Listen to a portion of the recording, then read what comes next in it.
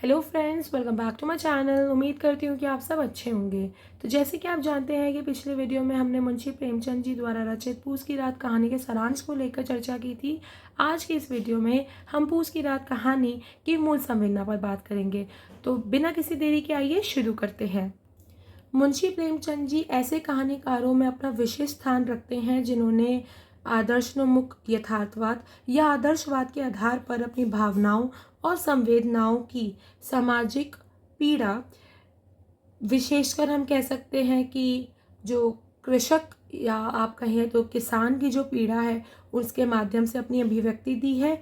मुंशी प्रेमचंद जी की जो कहानी की कला रही है उसमें उनके कथ्य और शिल्प को संतुलित कर अपने लक्ष्य तक पहुंचाने में रहा है। कहानी में उन्होंने कृषक वर्ग के शोषण व्यवस्था का दोष को उजागर करा है। उसमें आम जन की जो व्यवस्था रही है, ठीक है, उसको उजागर करा है उन्होंने पूस की रात के माध्यम से। हल्कू और जबरा के जो क्रियाकलाप होते हैं, क्रियाकलाप मतलब कि जो उनका एक तरह से दिखाया गया है आपस में संबंध, कि उसको ठंड लग रही होती है और वो हल्कू जो है वो कुत्ते को उठाता है और अपनी गोद में रख लेता है, ठीक है, इससे उसको गर्माई मिलती है। और जो जबरा है उसको भी जब वो अपनी स्वामी की गोद में होता है तब उसको एक स्वर्ग सा अनुभव होता है। तो जो भी क्रियाकलाप दिखाए गए हैं, मुन्नी का आक्रोश होना, ठीक है, जब वो 3 रुपये उसको निकाल कर देती है जो उसने कंबल के लिए बचा रखे होते हैं, ठीक है, और सहन का जो व्यवहार, सभी इसी उद्देश्य मूलक तथ्य की ओर संकेत करता है। जबरे की मौत वस्तुतः पशुवत मनुष्य की मौत का प्रतीक है। तो यहाँ पर जो कहानी है उसमें जो उसका कुत्ता होता है उसकी मौत हो जाती है। तो यहाँ पर जो जबरे की मौत हुई है कहानी में, वो एक मनुष्य की मौत के प्रतीक के रूप में दिखाया गया है, ठीक है।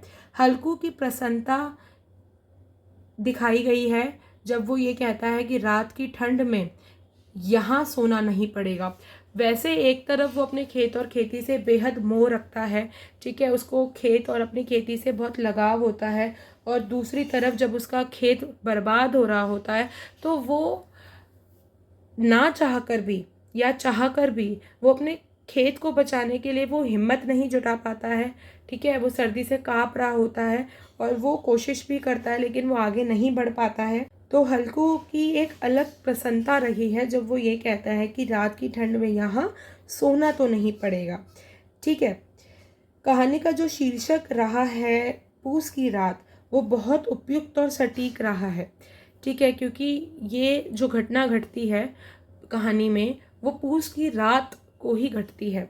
तो इसलिए जो प्रेमचंद जी ने अपनी कहानी का जो शीर्षक दिया है वो बहुत उपयुक्त और सटीक बैठता है। पूस की रात की कहानी में गांव के एक श्रमजीवी, ठीक है, विपन्न कर्ज के बोझ में दबे हुए किसान की दरिद्रता, उसके अभाव तथा अभावजन्य कष्टों का एक हृदयजनक चित्रण प्रस्तुत करा है प्रेमचंद ने यहाँ पर। लेखक ने इस कहानी के माध्यम से अपने समय में श्रमजीवी की आर्थिक विपन्नता, महाजनों की बेरहमी, जो जिनसे किसान लोग जो होते हैं वो कर्ज लेते हैं, जो महाजन होते हैं उनकी जो बेरहमी होती है, इनके भूखे पेट रहना, ठीक है, तथा सर्दियों में ठिठुरने की यातना का वर्णन कर उनकी दयनीय स्थिति के प्रति पाठकों का ध्यान आकृष्ट करा है। तो लेखक ने जो ये कहानी का एक ढांचा बुना है, ठीक है, कि सर्दी में ठिठुरने की यातना, भूखे पेट रहना, महाजनों की बेरहमी, सब स्थितियों को लेकर पाठकों का जो ध्यान है वो आकृष्ट होता है, उनके प्रति सहानुभूति जगाई जाने की कोशिश करी जाती है इस कहानी के माध्यम से, ठीक है। महाजनी सभ्यता और जमींदारी प्रथा को समाप्त करने का यहाँ पर आह्वान किया गया है कि जो जमींदारी प्रथा है और जो महाजनी सभ्यता है, इस कहानी में हल्कू तथा उसके परिवार की दरिद्रता, असहायता तथा उनके कष्टों का जो उन्होंने चित्रण किया है इस कहानी का, ठीक है, जो भाषा प्रयोग में आई है, उन सब से इतना मार्मिक ये दृश्य हो जाता है कहानी के अंदर कि जो पाठक है उसके खुद के रोंगटे खड़े हो जाते हैं, और दूसरी ओर वह इस गरीब परिवार के प्रति सहानुभूति से उसका जो दिल है वो भर उठता है। लेखक जो है मुंशी प्रेमचंद जी वो ये बताना चाहते हैं इस कहानी के माध्यम से कि गरीबी, आर्थिक अभाव मनुष्य को केवल शारीरिक कष्ट नहीं होता, वह तन से ही नहीं बल्कि मन से भी टूट जाता है। और हल्कू जो है वो केवल तन से ही नहीं, वो मन से भी टूट चुका होता है। तभी वो कहता है कि अब कम से कम रात को सर्दी में मुझे बाहर खुले में तो नहीं सोना पड़ेगा। तो हल्कू में भी ये विकृतियाँ जो है वो समय के साथ पैदा हो जाती है, जहाँ उसको अपने खेत और खेती से बहुत लगाव होता है। ठीक है, जो संवाद रहा है इस कहानी में वो दो मनुष्य के बीच नहीं रहा है, एक मनुष्य और दूसरे जानवर के बीच रहा है। जानवर की अपनी भाषा होती है, उसके कंठ से निकली ध्वनियाँ या फिर उसकी हरकतें जो हैं वो हल्कू के पैरों से चिपकना, दुम हिलाना, अपना पंजा स्वामी के घुटनों पर रखना, अपना मुंह स्वामी के मुंह के पास ले आना।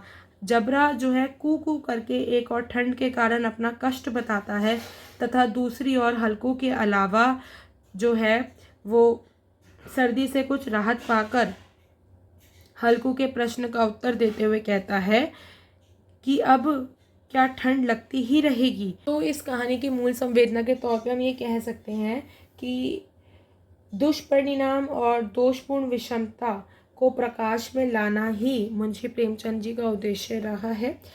तो फ्रेंड्स, जो इस कहानी की मूल संवेदना है वो हमारी यहीं समाप्त होती है। ये जो कहानी है वो हमें कहीं ना कहीं जो किसान को एक पीड़ा भोगनी पड़ती है, ठीक है, वो दूसरों के लिए अन्न जो है वो पैदा करता है, ठीक है, इतनी मेहनत से वो उनको उगाता है, लेकिन आखिर में वो खुद ही मरता है। ठीक है, और ये जो कहानी है वो केवल उसी समय के ऊपर लागू नहीं होती है जब प्रेमचंद जी ने लिखी, या आज के समय में भी उतनी ही प्रासंगिक हमें लगती है। तो फ्रेंड्स, मैं उम्मीद करती हूँ कि आपको वीडियो अच्छी लगी हो। अगर आपको ये वीडियो अच्छी लगी हो तो आप इसको लाइक करें, चैनल को सब्सक्राइब करें आने वाली वीडियोस के लिए, और मिलते हैं किसी नई वीडियो के साथ। तब तक के लिए गुड बाय।